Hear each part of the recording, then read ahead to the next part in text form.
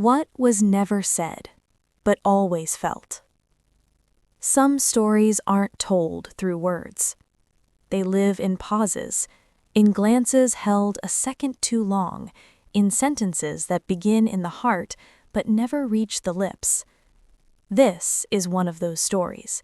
It's about what was never said, but always felt. It didn't begin with a fight. There was no argument, no slammed door, no dramatic goodbye. It began quietly.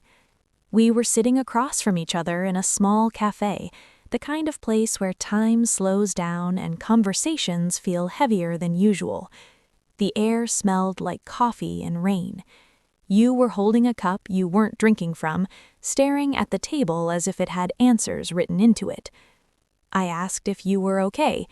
You smiled and said you were just tired. And I believed you, not because it was true, but because it was easier than asking again. That was the moment the silence entered our story. From the beginning, we were gentle with each other, careful, measured. We didn't rush, we didn't demand, we didn't ask difficult questions. And at first, that felt like maturity. Late-night conversations turned into habits, shared music turned into memories. We learned each other's routines, moods, and quiet comforts. You once said you liked how easy it felt. I agreed.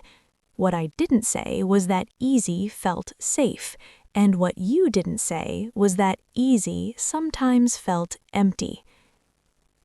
There's a special kind of pain in almost calling, almost confessing, almost choosing honesty.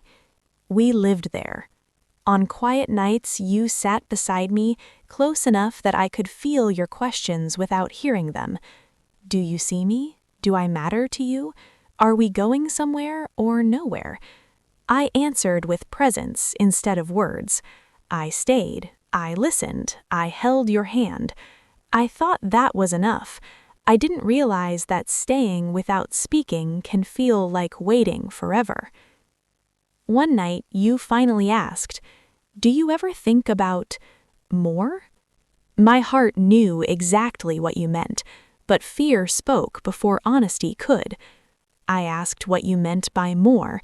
You shrugged and said you didn't know, and I said we were good as we were. You agreed. But agreement doesn't always mean peace. Sometimes it just means surrender. Unspoken feelings don't disappear. They pile up. They turn into distance. They hide inside short conversations. They show up as tired smiles and canceled plans. I noticed you pulling away. You noticed me not reaching, and neither of us said anything. We became experts at sounding fine. It was raining when you finally asked the question that mattered. Do you ever feel like we're holding back? I wanted to say everything, that I cared deeply, that I was afraid of needing you, that my silence was fear, not indifference. Instead, I said we were just taking things slow. I watched something close behind your eyes. The rain filled the space where truth should have lived. Distance doesn't arrive suddenly, it drifts in. You spent more time away. I told myself it was healthy. I missed you, but I waited for you to notice. You missed me, but you got tired of waiting. When it ended, it didn't feel dramatic. You said you needed space. I said I understood. What I didn't say was that I needed you, that I wanted to try, really try, that I finally knew how to speak. You hugged me and you left. The silence stayed. Life continued. That was the hardest part. I noticed your absence everywhere, in messages I didn't send, in jokes with no audience, in thoughts with nowhere to go. That's when I realized I hadn't been protecting love, I had been starving it. I finally named my feelings when there was no one left to hear them. I wasn't afraid of love, I was afraid of loss. I thought silence would keep me safe. Instead, it cost me you. Healing didn't arrive loudly, it came in moments of honesty.